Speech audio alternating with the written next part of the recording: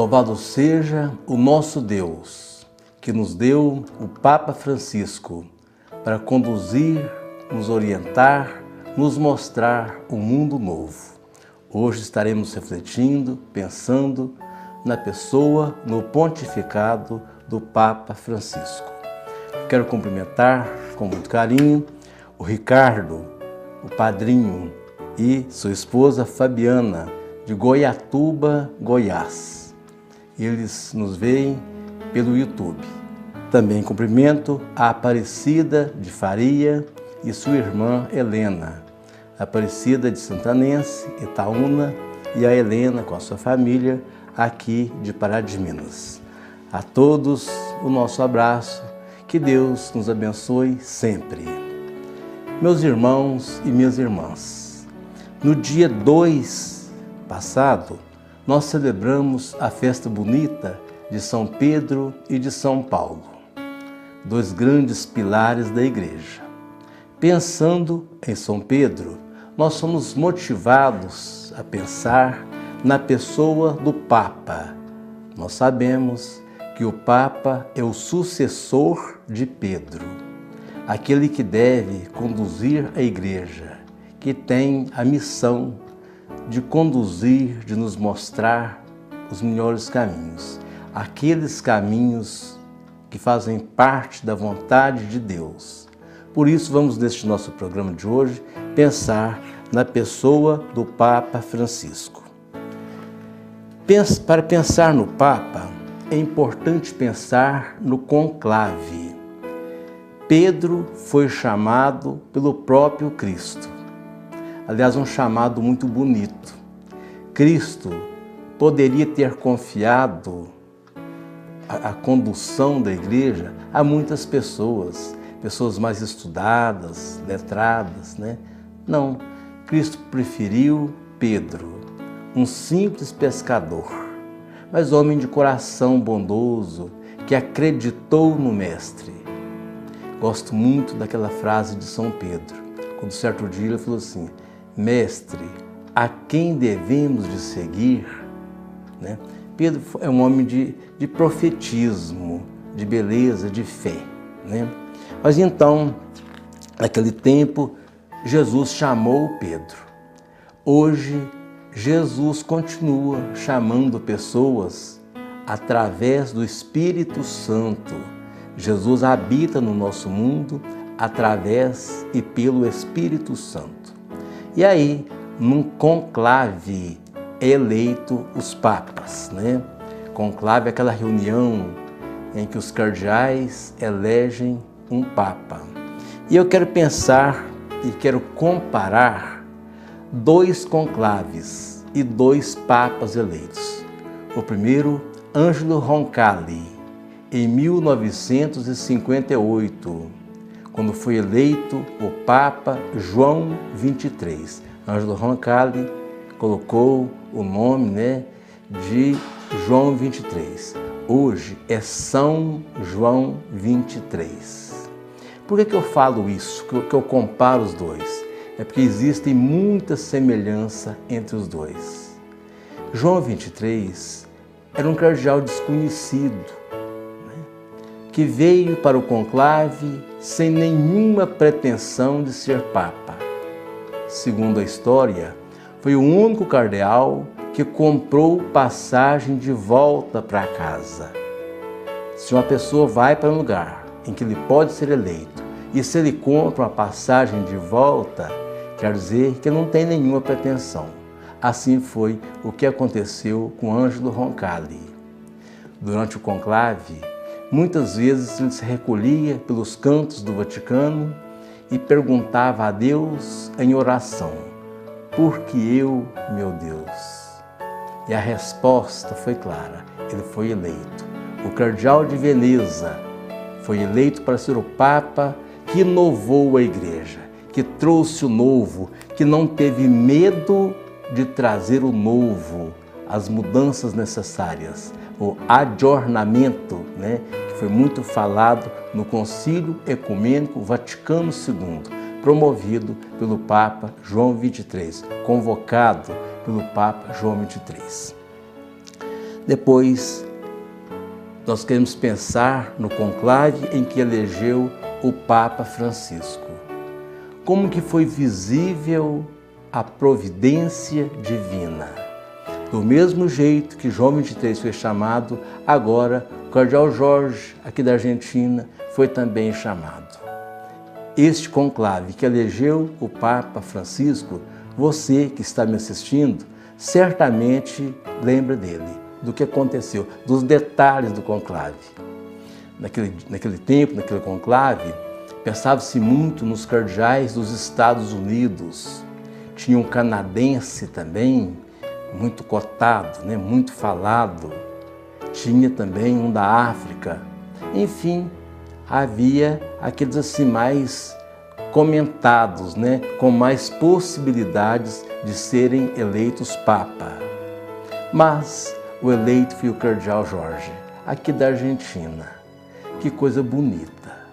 Nós sabemos que Brasil, Argentina, os países da América do Sul, lá na Europa, na Ásia, na América do Norte, não são conhecidos, muito menos para ter um cardeal com as possibilidades ou com a fama, enfim, um cardeal nos níveis de ser Papa. Mas é aí que entrou a providência divina.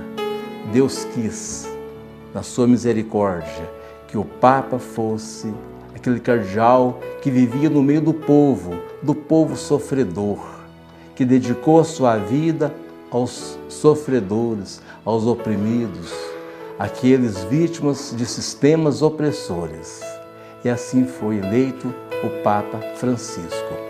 O próprio nome de Papa de Francisco já identifica as suas ideias. Um homem que tem grande amor pela igreja, apaixonado pela igreja, mas também apaixonado pelos pobres, pelos sofredores. Identifica São Francisco de Assis, é vivido, é lembrado quando se fala no Papa Francisco. São os mesmos sonhos, os mesmos ideais, a mesma fé. Por isso eu vejo assim a esperança na pessoa do Papa Francisco, a verdade dita como fundamento de um mundo novo. Como que isso é bonito, como que isso é necessário para este nosso tempo. E nós percebemos que as mesmas origens, os mesmos sonhos de João 23 e do Papa Francisco se coincidem, né? Nos dá esperança. Acho que é importante a gente perceber que ambos tiveram o sonho de fazer acontecer neste mundo o reino de Deus. O reino da justiça, o reino da concórdia, o reino do alimento para todos, são assim os valores essenciais do reino de Deus. Por isso, irmãos e irmãs, nós queremos pensar em algumas frases ditas por ele. Certo dia, Papa Francisco falou assim: prefiro uma igreja ferida, faminta e suja.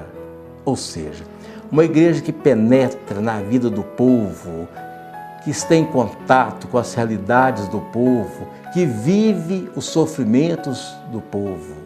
A igreja é mãe e, enquanto mãe, ela deve viver todos os momentos, todos os desafios do seu povo, do povo de Deus. E como Cristo, cabeça da igreja, fez uma opção tão clara em favor dos pobres e sofredores, assim também deve ser a nossa igreja. E eu queria fazer agora uma colocação que pode, assim, tem que ser bem entendida por todos. Pensando no Papa Francisco, nas suas colocações, nos seus ensinamentos, poderíamos pensar assim: a profecia vivida por ele contesta a política? Contesta sim, e com razões. Nós sabemos que a política é uma coisa muito bonita. A política foi feita para administrar pessoas, para fundamentar a ação de gestores, de pessoas que administrariam os bens públicos, né? E o Papa Francisco valoriza isso muito, a boa gestão, pessoas que vivenciam o bem, que lutam pelo bem.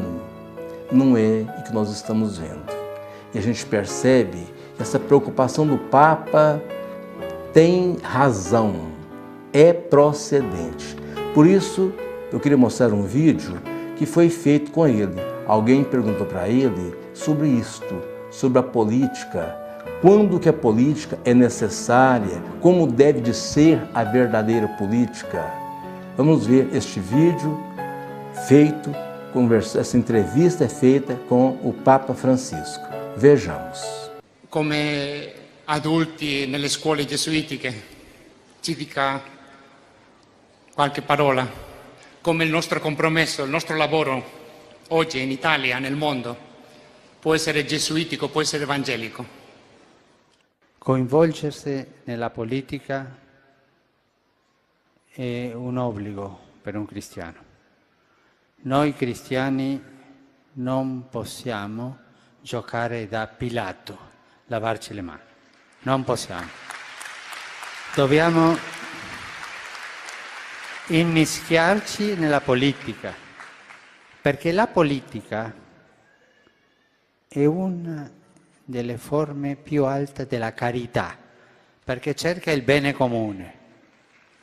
E i laici cristiani devono lavorare in politica. La politica è troppo sporcata, ma io mi domando, è sporcata perché? Perché i cristiani non si sono mischiati con lo spirito evangelico? Quella è una domanda che ti lascio. È facile dire la colpa di quello, ma io cosa faccio, no? Ma è un dovere. Lavorare per il bene comune è un dovere di un cristiano. Perceberam? Política é coisa bonita, quando ela é verdadeira, quando ela é honesta, quando ela quer o bem comum, quando ela significa vida para todos, quando ela significa justiça, né?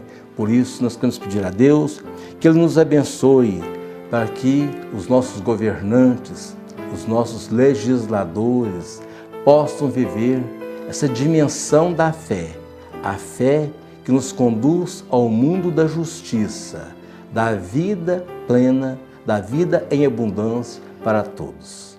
Até quarta-feira que vem, se Deus quiser.